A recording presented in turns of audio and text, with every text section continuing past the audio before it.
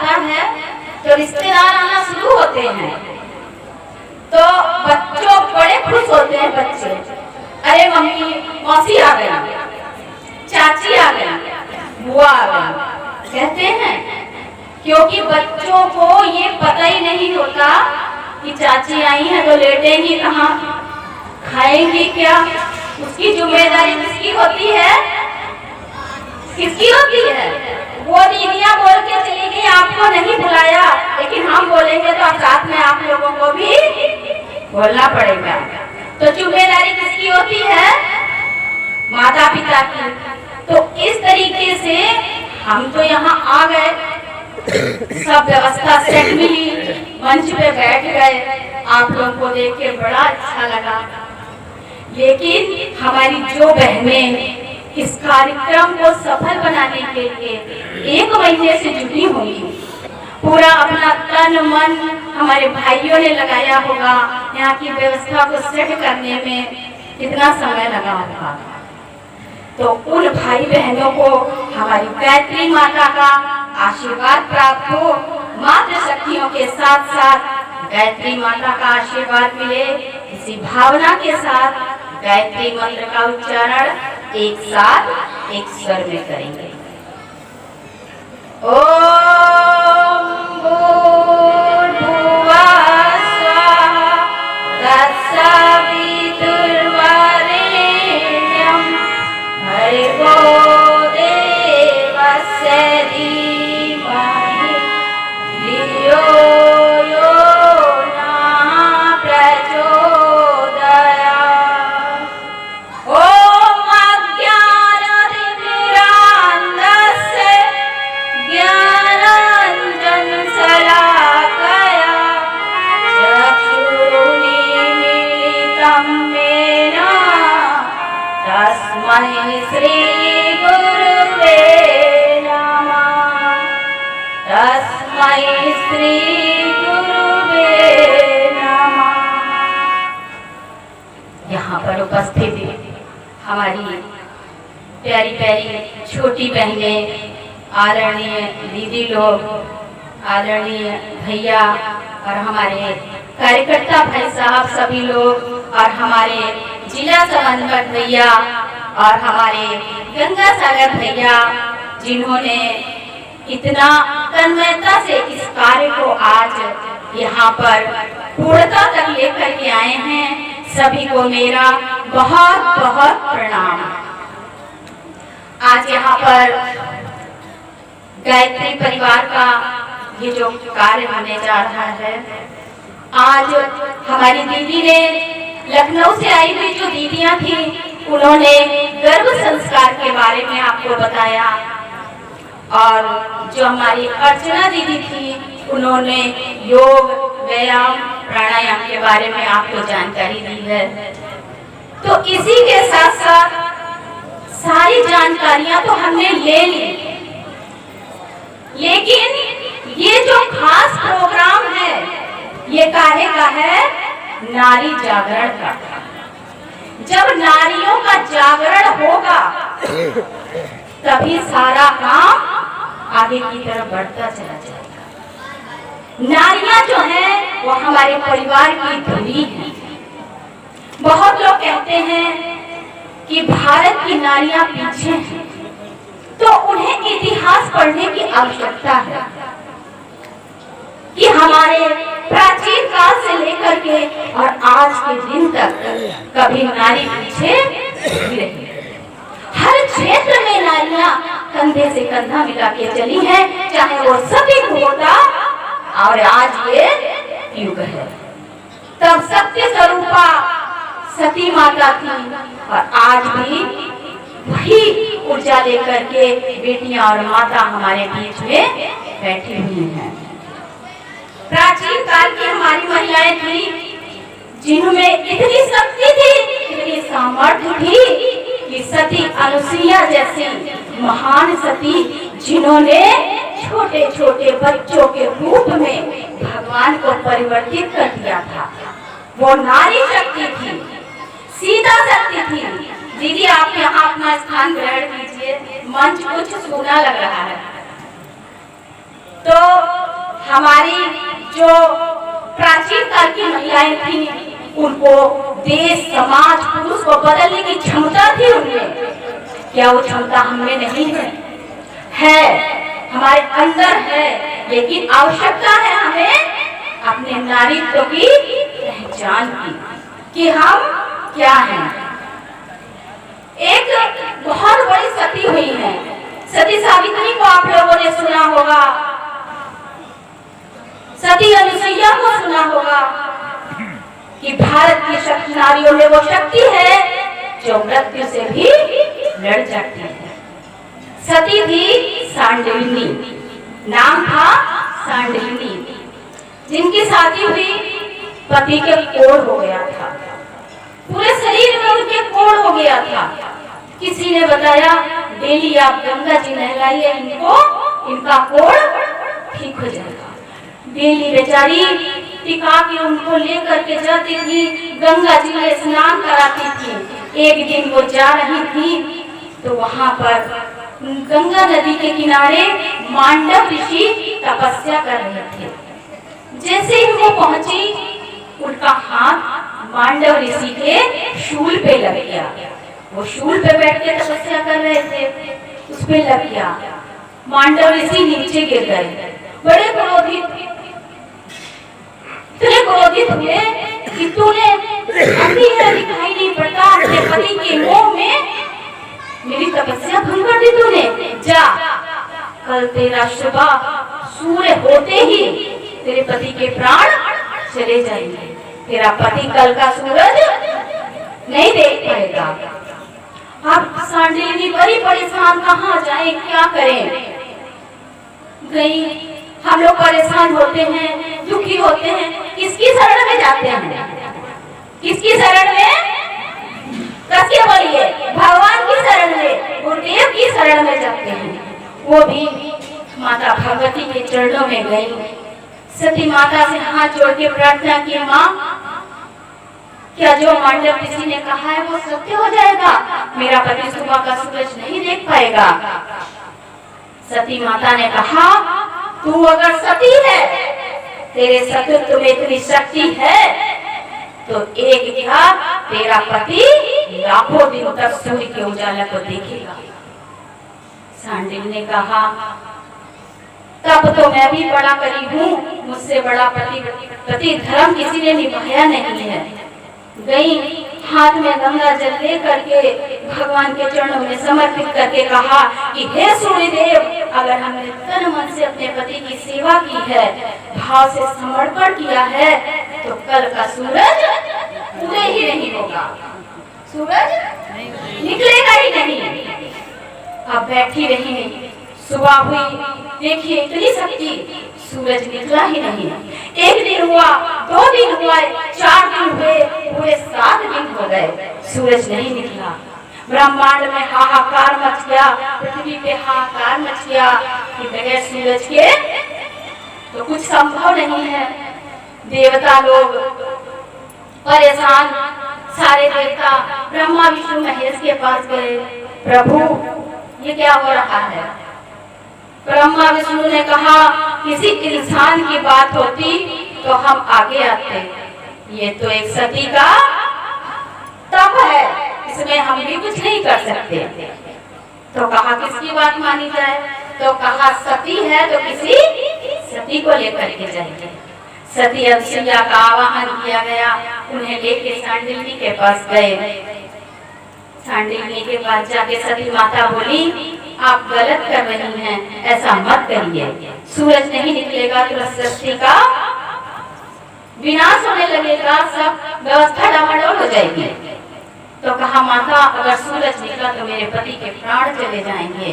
तो सती अनुसुईया ने कहा, तुम सती हो तो मैं भी सती हूँ, तुम अपना श्राप वापस ले लो, सूरज को निकलने दो, पर मैं देखती हूँ कि सूरज निकलते ही तुम्हारे पति के प्राण लेने यमराज कैसे आएंगे।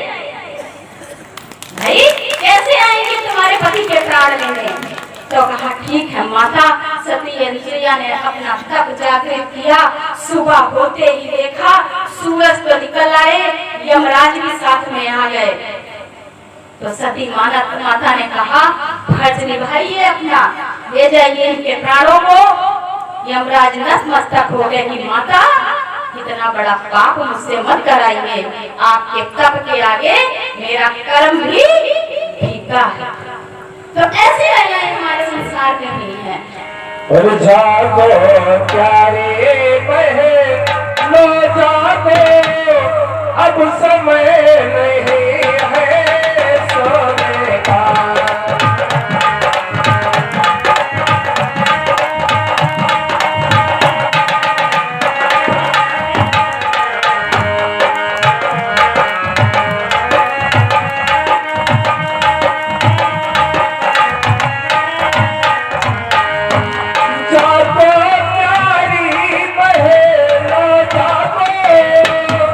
अब समय नहीं है सोने का। सोई सती को पहचानो, सोई सती को पहचानो, अब गया जमाना रोने का।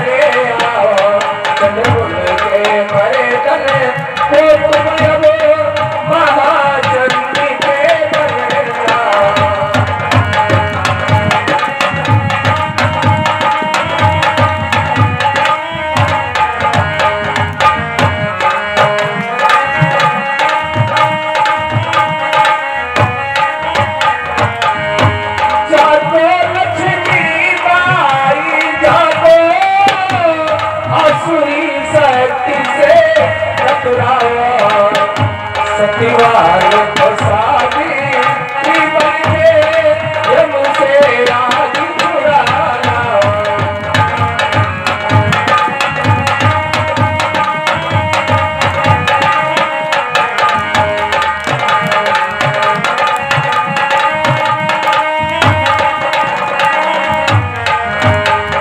तुम जागो तो जाग उठे सारा ये मुल्तान। तुम जागो तो जाग उठे सारा ये मुल्तान।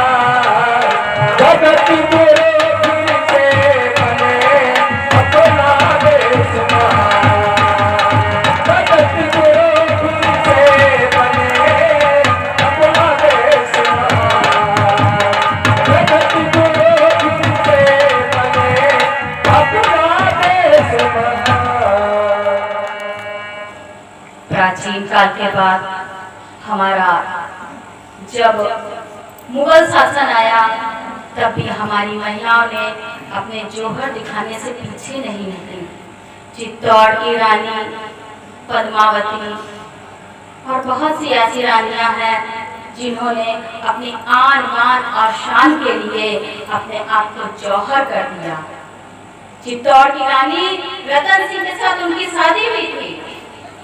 उस समय दिल्ली का शासक था अलाउद्दीन खिलजी। जानते हैं आप लोग, भैया लोग जानते होंगे। अलाउद्दीन खिलजी जब दिल्ली का मुगल शासक था, उस समय रानी पद्मावती बहुत ही सुंदर और खूबसूरत थी। जब अलाउद्दीन खिलजी को पता चला कि मैं चित्तौड़ की महारानी बहुत ही खूबसूरत है, तो उसने पैगाम भेजा कि मैं चित्तौड़ की रानी जो पद्मावती है उसको देखना चाहता हूँ, उसको मिलना चाहता हूँ। तो राजा रतन सिंह के पास जब ये पैगाम पहुंचा तो उन्होंने कहा ऐसा नहीं हो सकता। तो अलाउद्दीन खिलजी ने फरमान भेज दिया कि चित्तौड़ पर आक्रमण कर दिया जाए। जब रानी ने सुना कि मेरे पति के राज्य पे आक्रमण, कौन पत्नी बर्दाश्त करेगी, उसने चुप्पे से कहा मैं अलाउद्दीन खिलजी को अपना दर्शन कराने के लिए तैयार हूं। खबर भेजी गई, अलाउद्दीन खिलजी आए, कहा पद्मावती को मेरे सामने पेश किया जाए। पद्मावती ने कहा मैं अपनी पति के लिए अपने प्राणों की आहुति दे सकती हूँ, पर अपनी अस्मिता को नहीं खो सकती। और मैं उसको दर्शन दूंगी, लेकिन शीशे में वो मेरा दर्शन करेगा। तो रानी पद्मावती आकर खड़ी हुई, उनके सामने शीशा रखा गया। अलाउद्दीन खिलजी ने शीशे में दर्शन किए, बौखला गया, चला गया।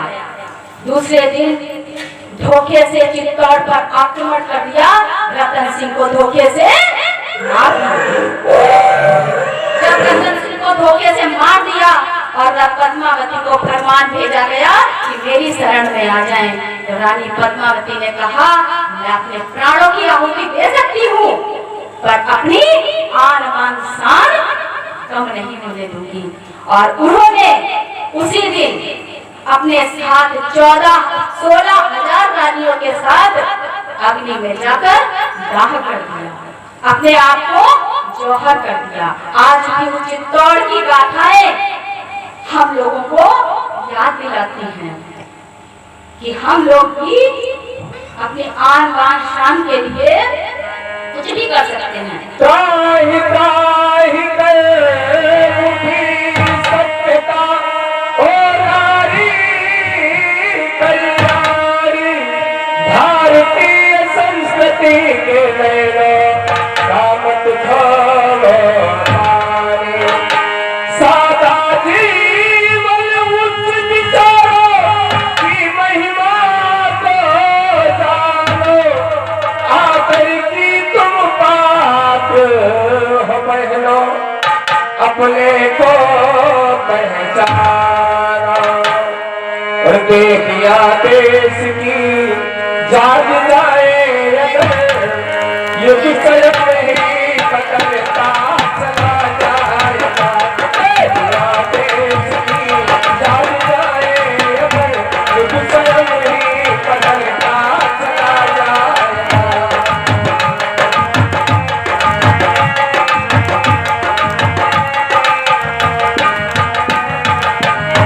देविया देश की जाग जाए अगर, युग स्वयं ही बदलता चला जाएगा।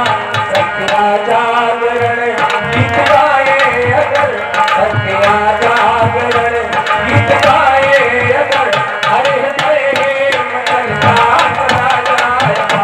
देविया देश की जाग जाए अगर, युग स्वयं ही बदलता चला जाएगा।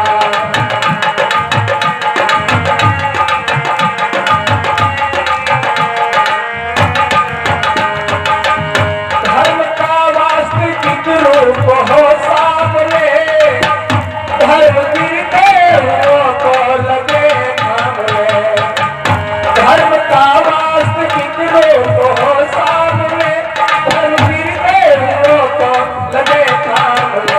भक्तिया भावना को सजा ले अगर, भक्तिया भावना को सजा ले अगर, ज्ञान का दीप जलता चला जाएगा। देविया देश की जल जाए अगर, युग स्वयं ही बदलता चला जाएगा।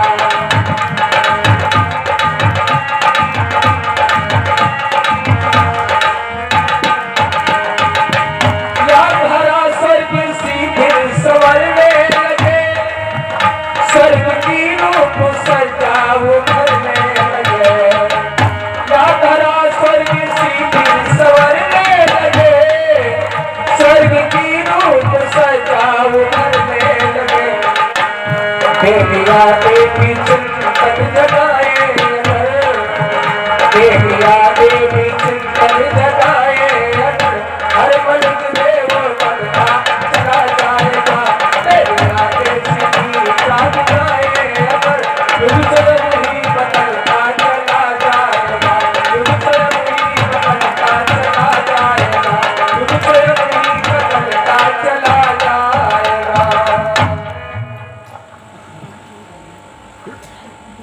प्रस्तुति गायत्री परिवार सीतापुर। बोले गायत्री माता की।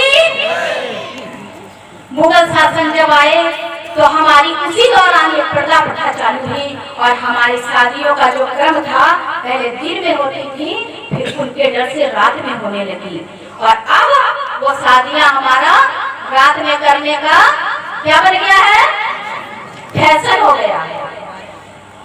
इन सारी विभीषिकाओं के बाद, इतनी परेशानियों के बाद सतयुग आया, द्वापर युग आया, प्राचीन काल आया, मुगल काल आया। हम लोग दब गए थे, महिलाएं दब गई थी, घर के अंदर कैद कर दी जाती थी, पर्दा प्रथा हो गई थी। हम लड़कियां बाहर नहीं निकल सकते थे, कहीं जा नहीं सकते थे, खुल के अपनी बात नहीं कर सकते थे। और हमारी जो अंदर की पीड़ा थी वो अंदर ही दब के रह गई थी। लेकिन माता सती और माता भगवती महाकाल ने एक ऐसा चक्र चलाया कि हम लोगों की पीड़ा को दूर करने के लिए कौन सा कमल खिला दिया, किस कमल को खिलाया, बोलिए, किस ज्ञान के दीपक को महाकाल ने धरती पर अवतरित किया, उसका नाम था परम पूज्य गुरुदेव पंडित श्री राम शर्मा आचार्य जी। ऐसे पुष्प को इस धरती पर अवतरित कर दिया ताकि उसकी सुगंध पूरे विश्व, पूरे संसार में पहुंचे। वो सुगंध जो हमारे अंदर छुपी हुई नारी शक्ति को बाहर लाए, हमारे मनुष्यों में, हमारे बच्चों में वो जो उनकी प्रतिभा दब गई है बाहर उभर के आ जाए। ऐसी धरती पर हमारे गुरु जी का अवतरण हुआ और उनका साथ देने के लिए कौन आया, कौन आया? हमने कहा है हम बोलेंगे तो आपको भी बुलाएंगे, तो साथ में बोलते रहिए। गुरु जी का साथ देने के लिए कौन आया? माता भगवती देवी। वो कमल जो खिला हमारे धरती पे महाकाल के रूप में, जिसने हमारी सोई हुई प्रतिभा को जागृत करने का शंखनाद किया, नारी शक्ति को आगे लाने का शंखनाद किया। आज तक आपने किसी देखा होगा, किसी संस्था में देखा होगा या कहीं देखा होगा नारी शक्ति पे जोर दिया गया है? नहीं दिया गया है। हमारे परम पूज्य गुरुदेव जब आए तो उन्होंने हमारी नारियों की दशा को देखा कि हमारी बेटियां तो घर के अंदर बैठी हैं, पुरुषों को तो हमने जगा दिया है, पुरुष आगे बढ़ गए हैं, पर हमारी सोई हुई नारियों को हमें जगाना है। परम पूज्य गुरुदेव ने नारी जागरण क्यों रखा, पुरुष जागरण क्यों नहीं रख दिया? पुरुष जागरण क्यों नहीं रखा? क्योंकि गुरु जी जानते थे हमारे जो संकल्पों को पूरा करने की अगर किसी सामर्थ्य है किसी में तो वो है नारी। कौन है? नारी। कैसी नारी? जैसे आप सब यहाँ पे बैठे हुए हैं, वो नारी। तो हर वर्ग में नारियों को आगे आना है। गुरु जी ने कहा कि हमारी बेटियां कभी किसी से पीछे नहीं रहेंगी, तो हमको हर क्षेत्र में आगे आना है। हमारी परम वंदनीय माता जी जो एक नारी थी, उनका स्वरूप कैसा था? निर्मल पावन था, जैसे बिल्कुल कोमल स्वभाव था उनका।